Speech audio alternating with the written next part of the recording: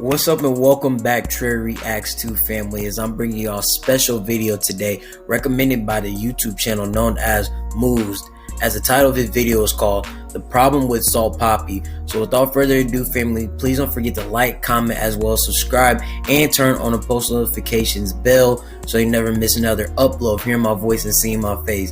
And please share the video too so we can get the word spread around about my channel, and as well as Mouzed video is going to be tagged down in the description down below. But don't forget to grab your popcorn, grab your snacks, and grab something to drink so you can sit down and watch your boy react, because I'm about to go small screen right now.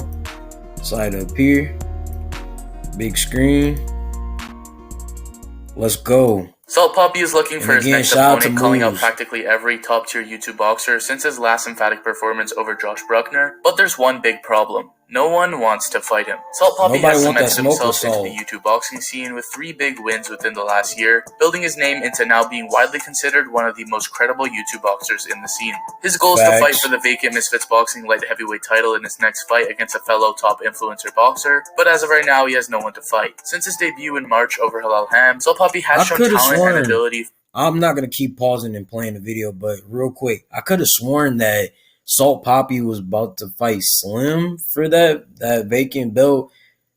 Like I said, if I'm not mistaken, I remember seeing a little interview. I don't know if it was on Salt Papi's channel or Slim's channel, but I just remember seeing it. Maybe even Wade Concept said something about it. Shout out to Wade Concept too, but I'm gonna keep it going. But yeah.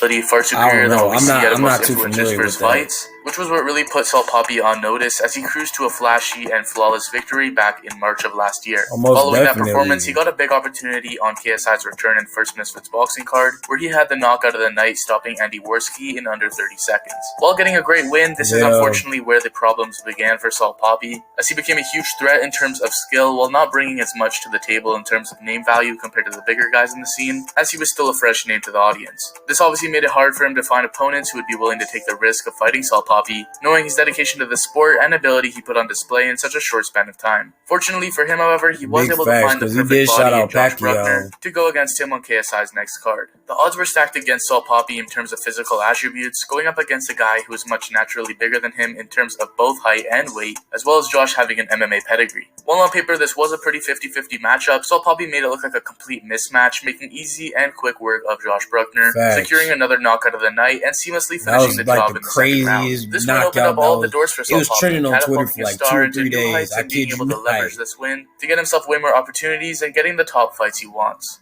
Or so we thought. Since that fight, Salt Papi and his team have tirelessly been looking for opponents to face, with practically every top 10 influencer boxer not being interested in fighting him. After Salt Papi got to the top of the division and earned his title shot, Slim vacated his title and moved down in weight, leaving Salt Papi open to fight for that title, but left with no opponent in mind. One more time, I'm going to pause it. A lot of them are scared because nobody wants to lose that. A few of them already got one L in the column, but not many of them got a lot of L's. So definitely, if anybody face up against Salt Papi, it's not going to be a pretty sight. It's going to be very scary.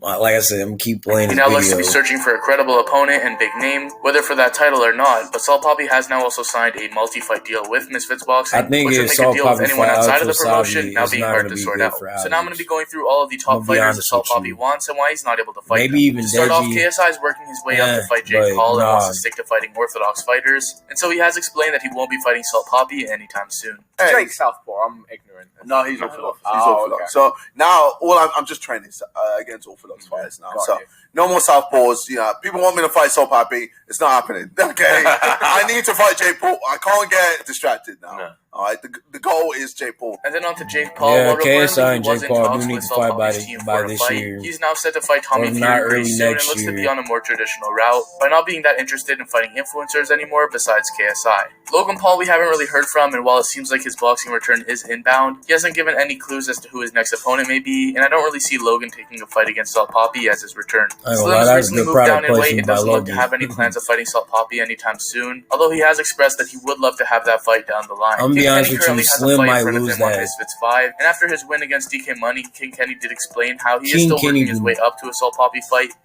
He's gonna see Kenny fight next. I just don't see King Kenny. No? Not yet? No, because he's too experienced. I fought 2 experienced guys Yeah. in the first 2 fights. Yeah. And I've only been fighting 2 years. Yeah. That's why I need people on the similar level as me to fight.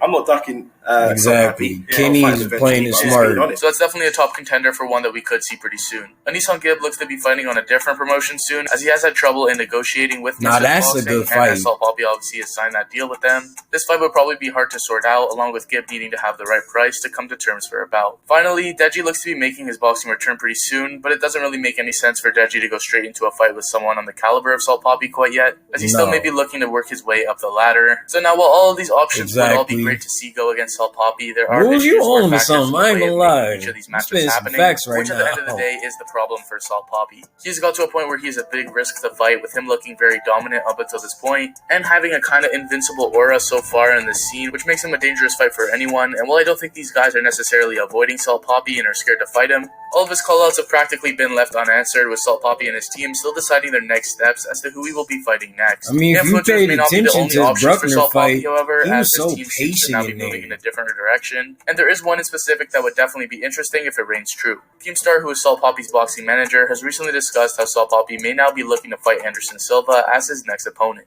I was here 2 weeks ago. That'd be a good fight, but I'm gonna be honest with you. That we want to I think Salt Papi could end it earlier than what Jake did. In my personal opinion, I feel like Salt Papi can end it earlier than Jake. We want to fight these guys. None of them will fight. But you also do not want. So now we're you also do not want again to fight Anderson Silva. Yo, are you? Is that a leak? Bro, you know that's really big, right? If that would be enormous. Oh, you just basically talking about it. All right, one more pause. One more pause.